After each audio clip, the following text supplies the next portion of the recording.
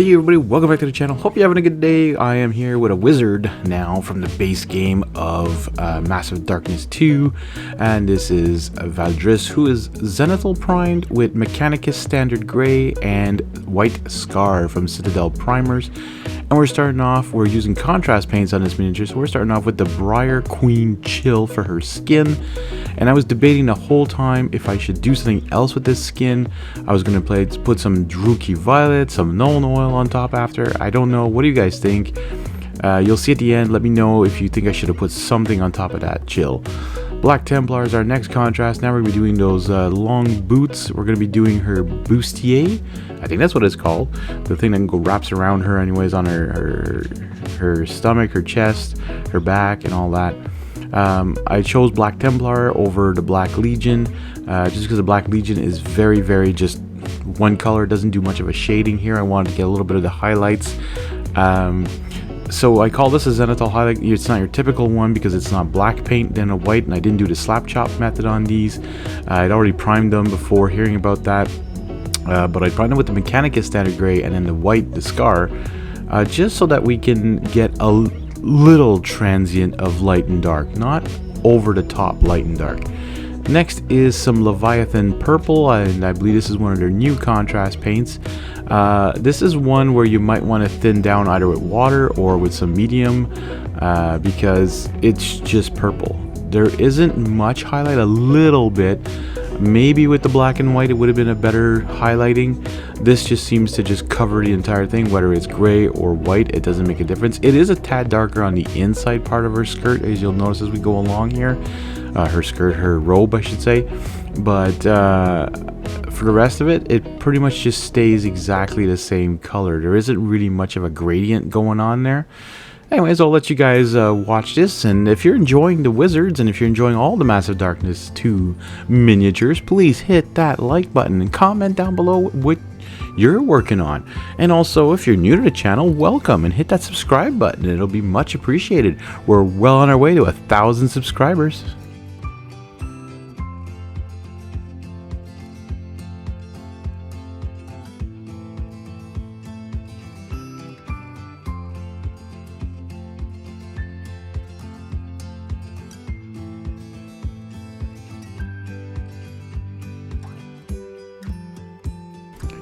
Alright, we're moving on to some Tesseract Glow. Now we're going to be doing that spell that's coming out of her hand.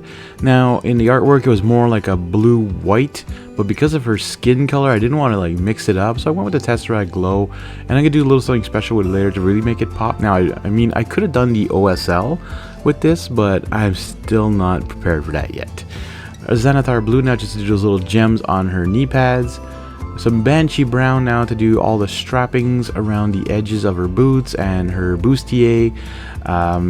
In the artwork, it looked like a grayish brown, so I went with this Banshee Brown that was very similar to that.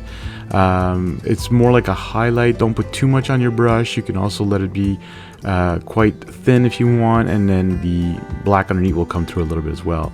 Now we're doing some Pale Flesh just to highlight her hood here. She has this like symbol on her hood that was a lighter purple in the artwork, so I'm trying to mimic that as well. Again, you don't have to put too much on. I went a little too thick at some points, but you know, it still turns out looking pretty cool.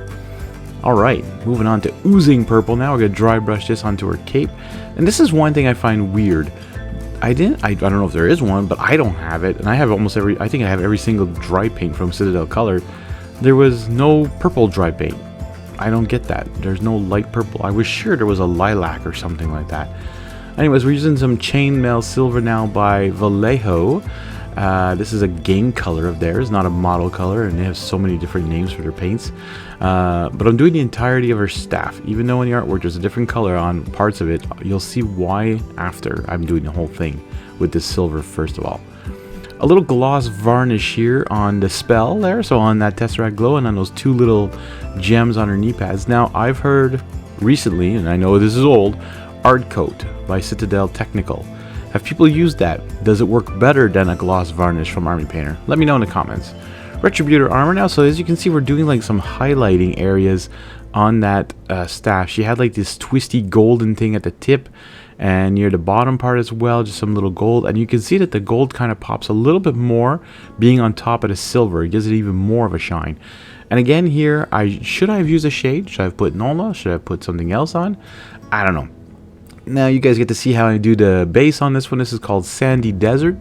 This is an AK interactive diorama acrylic. Now I use a lot of this when I was painting my Ankh miniatures, and I think something happened to my container because this is very dry. I was having a hard time sticking to the base. Usually it's more like a peanut buttery kind of acrylic. Now it's still not bad. Maybe I had to mix it up a bit more. But anyways, and then I just toss on a tuft there in front, and I don't even know what kind of tuft I put on. I think it was one of the AK Interactors or Valeos or something like that. Anyways, there you go, folks. Valdis the Wizard is painted and ready for the table. I want to thank you guys for watching, and we'll see you all in the next one.